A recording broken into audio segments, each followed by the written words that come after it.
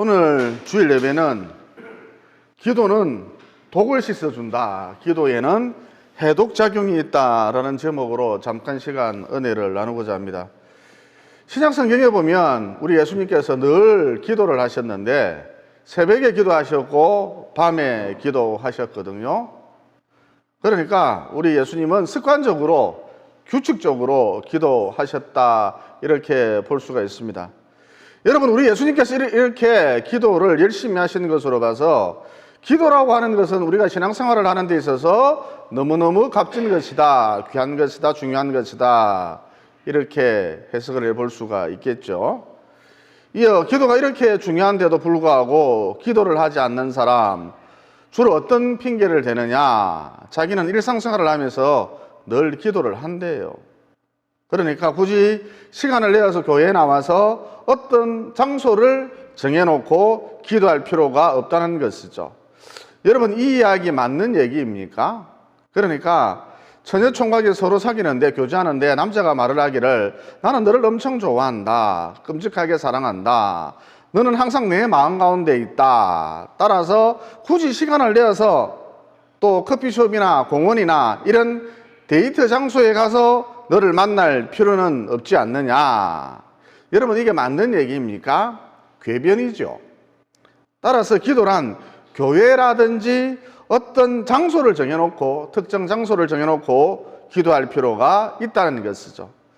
어떤 분은 매일 산책을 하면서 매일 기도를 하시던데 이것도 좋은 방법이라 할 수 있겠죠. 저도 이 예배당을 빙빙 돌면서 운동 삼아 그렇게 기도를 합니다. 하여튼 기도라고 하는 것은 교회라든지 어떤 장소를 정해놓고, 자기만의 장소를 정해놓고 규칙적으로 해야 한다, 습관적으로 해야 한다. 이게 성경이 가르쳐주는 기도 원리라 할 수가 있다는 것입니다. 이게 그러면 좀 더 구체적으로 기도라고 하는 것이 왜 이토록 중요한가? 여러분, 기도에는 여러 가지 기능이 있는데 독을 씻어 주거든요. 그러니까 기도가 왜 중요한가? 독을 씻어주기 때문에, 해독작용이 있기 때문에 기도가 중요하다는 것이죠. 여러분, 그 어떤 인생이든 도끼 어린, 도끼가 가득한 독을 품은 채 살고 싶지는 않겠지요. 그런데 살아보니까 어때요? 살아보니까 어떻습니까? 상처가 가득하고 살아보니까 아픔이 있고 또 앙금이 남더라는 것입니다. 그래서 어느 누구든지 살아보니까 마음 가운데 독이 있더라. 마음 가운데 심한 사람은 독이 가득하더라는 것이죠. 그런데 목욕을 한다고 될 일도 아니고 내 마음 가운데 있는 이 독, 이 독기를 어떻게 씻어낼 수 있느냐는 것이죠. 그러니까 마음 가운데 있는 독을 씻어낼 수 있는 유일한 방법, 마음 가운데 독이 있는데 이 해독 방법, 그게 기도라는 것입니다. 그래서 규칙적인 기도가, 습관적인 기도가 너무너무 중요하다는 것이죠. 그리고 여러분, 일상의 삶이라고 하는 것은 결국 사람을 만나는 것이거든요. 그런데 사람을 자꾸 만나면 내 마음 가운데 독이 쌓인다는 것이죠. 그러면 왜 이런 일이 벌어지느냐? 일반적으로 사람들은 비판을 잘합니다. 비난을 잘합니다. 쉽게 말해 남 흉을 잘 본다는 것이죠. 그리고 사람은 오해를 잘해요. 오해의 명수입니다. 가령 친해지려고 혹은 친하다고 농담을 했는데 그걸 너는 농담이라고 하느냐, 그러면서 오해를 하고 버럭 화를 낸다는 것이죠. 또 내가 말한 의도는 A인데 B로 알아듣는다는 것이죠. 엉뚱하게 알아듣습니다. 엉뚱하게 알아듣는데 사람은 천재성을 갖고 있습니다. 또 의심을 잘하고 확대 해석을 합니다. 왜 그런 말을 했지? 꼬리에 꼬리를 물고 혼자서 확대 해석을 합니다. 또 성심을 다해서 격려를 해줬는데 나를 깔본다 그러기도 한다는 것이죠. 여러분, 사람은 어느 누구든지 죄성이라고 하는 타락한 본성을 갖고 있기 때문에 이 범주를 벗어나지 못합니다. 오해하고 엉뚱하게 알아듣고, 나는 A로 이야기했는데 지 혼자 엉뚱하게 알아듣고 또 의심하고 또 확대 해석을 합니다. 왜 그런 말을 했지? 그냥 그대로 알아들으면 되는데 확대 해석을 합니다. 사람은 타락한 본성을 갖고 있기 때문에 이 범주를 누구든지 벗어나지 못한다는 것이죠. 그래서 사람을 많이 만나면 많이 만날수록 내 마음 가운데 독이 쌓일 수밖에 없다는 것이죠. 구조적으로 그렇습니다. 여러분, 이렇게 우리 마음 가운데 독이 쌓이면 병이 들기 쉽고, 화병이라 그러죠. 병이 들기 쉽고 사람이 거칠어지기 마련입니다. 그래서 건강한 신앙생활을 유지하기 위해서는 규칙적인 기도를 통해 규칙적인 해독 작업이 반드시 필요하다, 반드시 이루어져야 한다는 것이죠. 여러분, 우리 주변에 보면 탄광이나 지하철이나 먼지가 자욱한 공장에서 일하시는 분들이 꽤 많은데, 이분들이 주로 무엇을 먹느냐? 돼지고기, 삼겹살 이런 걸 주로 많이 섭취를 한다고 합니다. 왜냐? 돼지고기나 삼겹살, 이것이 식도와 기관지에 쌓인 먼지나 이물질, 이런 독을 씻어주기 때문이죠. 어쨌든 독을 제거하려는 이런 태도, 자세 바람직하다고 볼 수가 있습니다. 또 중국 음식을 보면 온통 기름 덩어리거든요. 그러니까 중국 사람들의 식습관, 한마디로 기름 범벅이라는 것이죠.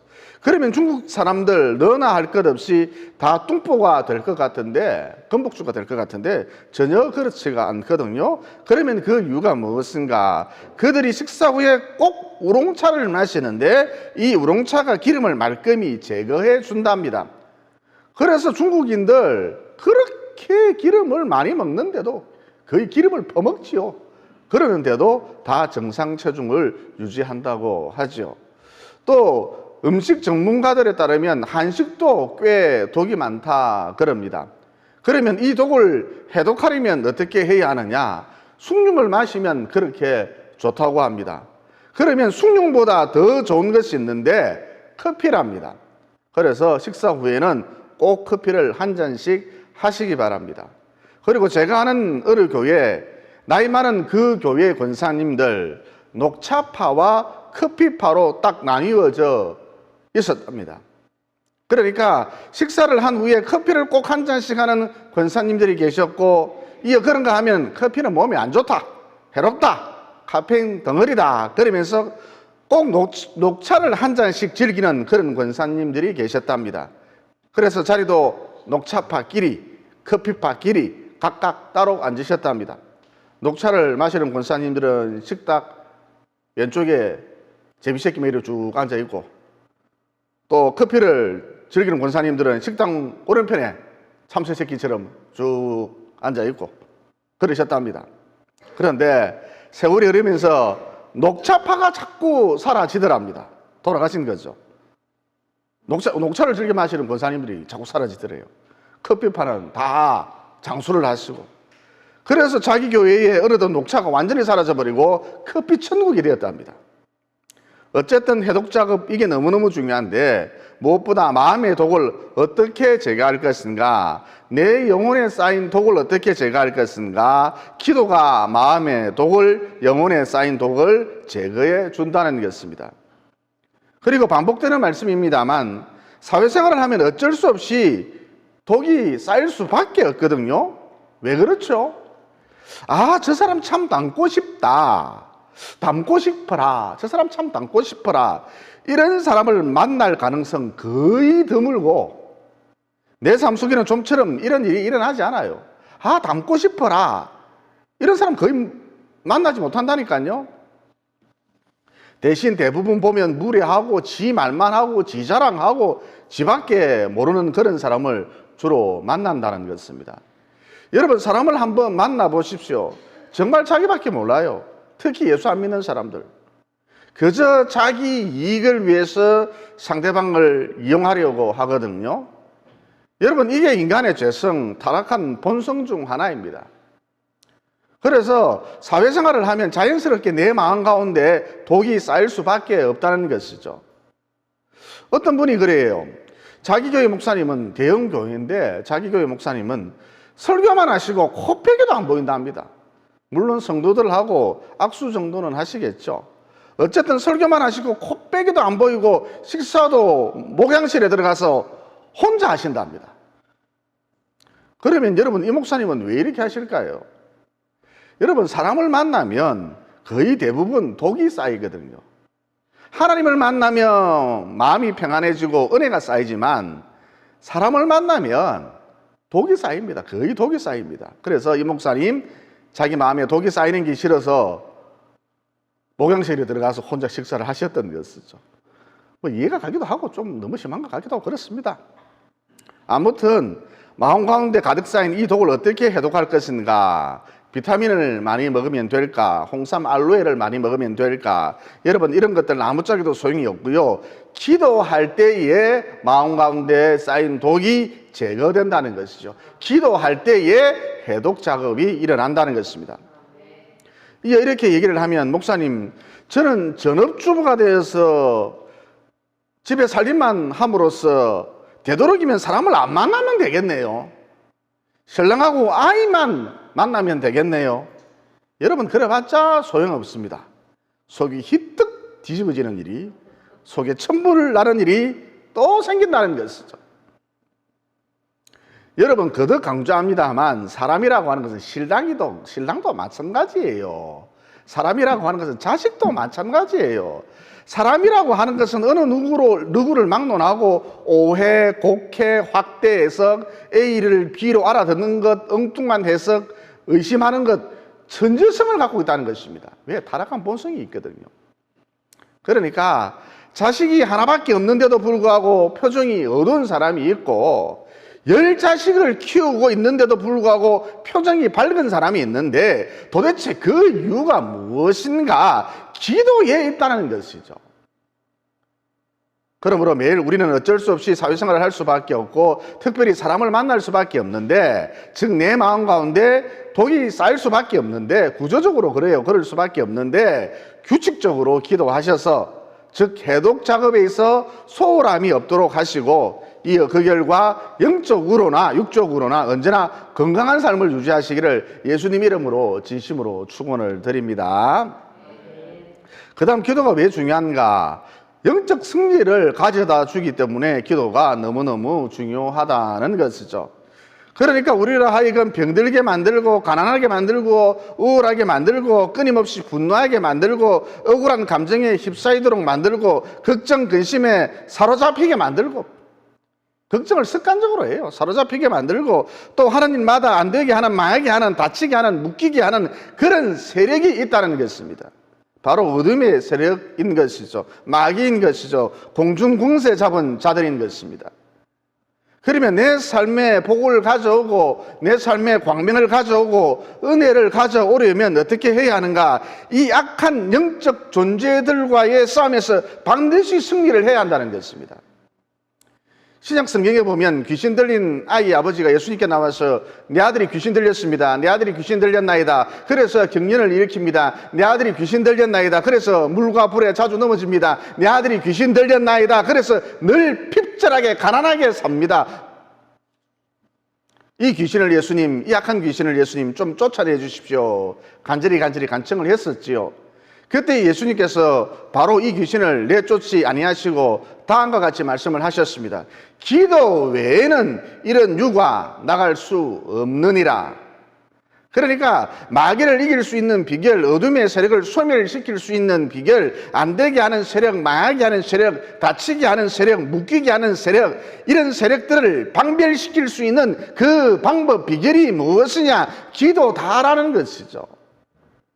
여러분, 마귀는 그렇게 만만한 존재가 아닙니다. 무슨 얘기냐? 한두 달 맥없이 걸쩍걸쩍하는 이런 걸쩍이는 식의 기도로는 마귀의 견고한 진이 좀처럼 무너지지 않는다는 것이죠. 즉 끈질긴 기도, 지속적인 기도가 필요하다는 것입니다. 그러면 지속적으로 기도하려면, 우리가 끈질기게 기도하려면 어떻게 해야 하는가? 기도하기 전에 항상 말씀을 붙들어야 한다는 것입니다. 예를 들어서 마태복음 7장 11절에 보면 이런 말씀이 나오거든요. 너희 중에 누구 아들이 떡을 달라는데 돌을 주며 생선을 달라는데 뱀을 줄 사람이 있겠느냐? 너희가 악한 자라도 자식에게 좋은 것을 줄 알거든 하물며 하늘에 계신 너희 아버지께서 구하는 자에게 좋은 것을 주시지 않겠느냐? 또 히브리서 11장 6절에 보면 이런 말씀이 나오거든요. 믿음이 없이는 하나님을 기쁘시게 하지 못하나니 하나님께 나아가는 자는 반드시 그가 계신 것과 또한 그가 자기를 찾는 자들에게 상 주시는 이심을 믿어야 할지니라. 저는 기도하기 전에 이 구절을 한 5번에서 10번 정도 선포를 합니다. 또 에레미야 33장 3절에 보면 이런 말씀도 나오거든요. 너는 내게 부르짖으라. 내가 너에게 응답을 하겠고 네가 알지 못하는 크고 은밀한 일을 너에게 보이리라. 꿈으로 보여주시든 환상으로 보여주시든 그렇게 하시겠죠. 또 누가복음 18장 6절에 보면 이런 말씀도 나오거든요. 불의한 재판관이 말하는 것을 들으라. 하물며 하나님께서 그 밤낮 부르짖는 택하신 자들의 원한을 풀어주시지 않겠느냐. 그들에게 오래 참으시겠느냐. 내가 너희에게 이르노니 속히 그 원한을 풀어주리라. 그러나 인자가 올 때에 예수님께서 재림할 날이 가까워질 때에 이런 믿음을 볼 수 있겠느냐. 그러니까 그냥 막연하게 기도하시면 안 되고 말씀을 붙들고 기도할 때에 말씀을 10번이고 20번이고 선포하면서 기도할 때에 지속적인 기도, 끈질긴 기도가 가능하다는 것이죠. 그러므로 말씀을 붙들고 지속적으로 기도하면, 규칙적으로 기도하면 결국 마귀의 견고한 진이 무너진다는 이 진리를 명심하시고 끈질기게 진득하니 말씀을 붙들고 기도하셔서 내 삶을 묶어버리는 악한 영의 세력을 약화시키고 소멸시키고 최종 승리의 주인공들이 모두 되시기를 예수님 이름으로 진심으로 축원을 드립니다. 그 다음 기도가 왜 중요한가? 여러분, 기도라고 하는 것은 인생의 방향을 잡아주거든요. 그래서 기도가 너무너무 중요하다는 것입니다. 그러니까 자기 생각대로 산다, 자기 계획대로 산다, 자기 방법대로 산다, 자기 수단대로 산다. 어떤 특징이 있느냐? 여러분 생각대로 한번 살아보세요. 그러면 어떤 특징이 있느냐? 자기 인생이 자꾸 엉뚱한 방향으로 간다는 것입니다. 내 생각대로 살면 내 인생이 자꾸 엉뚱한 방향으로 간다는 것이죠. 그런데 규칙적으로 기도를 하면 인생의 방향이 정확해진다는 것입니다. 37절에 보면 예수님의 제자들이 예수님께 나와서 예수님 모든 사람들이, 많은 사람들이 예수님을 찾습니다. 주를 찾습니다. 그랬죠. 그러니까 당시 예수님은 인기 스타였다는 것입니다. 인기가 하늘을 찌를 듯 했거든요. 그런데 예수님은 이것을 기회로, 찬스로 받아들이지 않으셨다는 것입니다. 오히려 유혹으로, 미혹으로 받아들이셨습니다. 그래서 38절에 보면 38절에 보면 이렇게 말씀하셨죠. 이곳을 떠나 우리가 가까운 다른 마을들로 가자. 그러니까 예수님의 말씀인 즉슨 사람들이 막 박수를 쳐준다고, 사람들이 칭찬을 쏟아놓는다고, 사람들이 환영을 해준다고, 꽃가마를 태워준다고, 사람들이 꽃길을 깔아준다고 그 길, 옳은 길이 아니야. 이런 말씀인 것이죠. 이어 예수님께서 말씀하시기를 가까운 마을들로 가서 전도하리니 내가 이를 위하여 왔노라. 여러분, 이와 같이 우리 예수님은 방향이 정확한 삶을 사셨는데 그 비결이 무엇이냐? 예수님이 방향이 정확한 삶을 사셨는데 그 비결이 무엇이냐? 박수 쳐준다고 그쪽으로 가지 않고 방향이 정확한 올곧은 방향으로 사셨는데 그 비결이 무엇이냐? 시간과 장소를 정해놓고 규칙적으로 기도하셨기 때문이다라는 것이죠. 그래서 기도가 왜 중요하냐? 인생의 방향을 잡아주기 때문에 기도가 너무너무 중요하다는 것입니다. 그리고 여러분, 천박한 인생들 어떤 특징이 있던가요? 한두 번 잘해서 밀어주면 지가 잘난 줄, 대단한 줄 알더라는 것이죠. 그래서 그만 방향성을 잃어버리죠. 방향성을 상실해 버립니다. 반면 진국 인생 어떤 특징이 있습니까? 자꾸 물어본다는 것이죠. 기도에서 하나님께 물어보고, 또 전문가에게 물어보고, 또 목사나 영적 지도자에게 물어보고, 심지어 자기 제자에게도 물어보고, 자꾸 물어본다는 것이죠. 그래서 진국 인생 어떤 특징이 있느냐? 그 어떤 경우에라도 방향성을 잃지 않더라는 것입니다.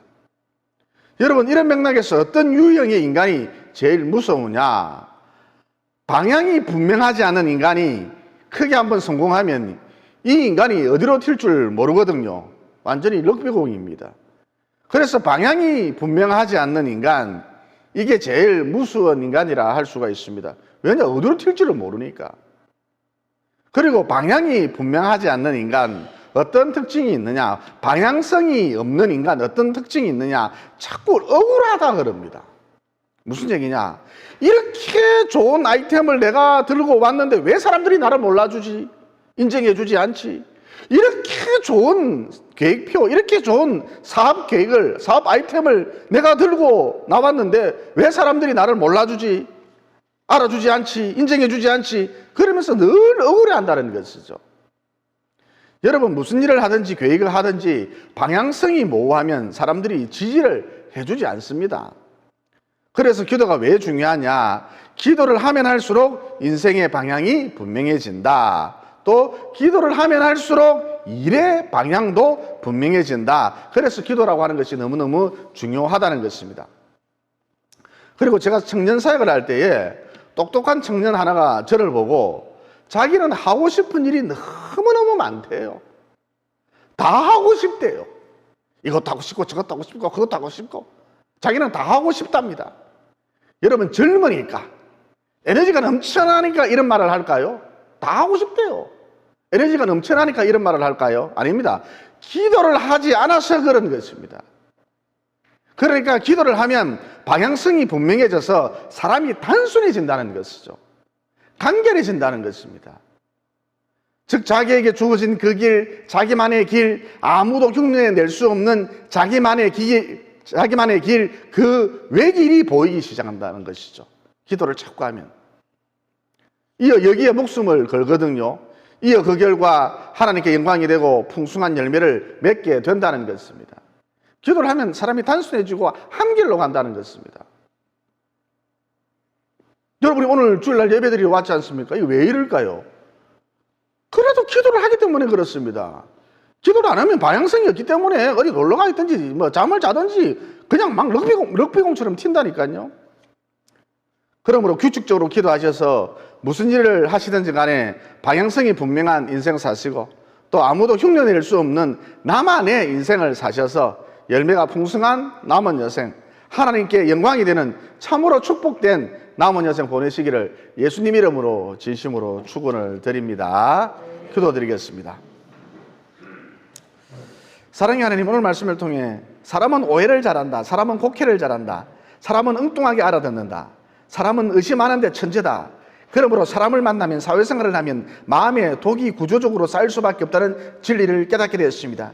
그러므로 규칙적으로 기도함으로, 습관적으로 기도함으로 마음에 쌓인 독을 제거하는 이 해독하는 작업을 부지런히 하여서 내 영혼의 건강성을 잃지 않도록 도와주시옵소서. 또 내 삶을 파괴하는, 안 되게 하는, 망하게 하는, 묶이게 하는, 다치게 하는 어둠의 세력이 있다는 진리도 깨닫게 되었습니다. 그러므로 말씀을 붙들고, 철저히 말씀을 붙들고 습관적으로 규칙적으로 꾸준히 기도함으로 결국 마귀의 경관전을 회파하고 최우승리의 주인공들이 다 될 수 있도록 도와주시옵소서. 또 많은 사람들이 방향성 없이 살아간다는 진리도 깨닫게 됐습니다. 그러므로 규칙적으로 기도함으로 내가 하는 모든 일에 있어서 그 방향성이 분명해지고 또 인생길이 뚜렷해질 수 있도록, 즉 아무도 흉내낼 수 없는 나만의 인생길을 걸어갈 수 있도록 도와주시옵소서. 습관적으로 규칙적으로 늘 기도하심으로 마지막에 가서 이기셨던, 그리고 방향이 분명한 삶을 사셨던 예수님 이름으로 기도드리옵나이다. 아멘.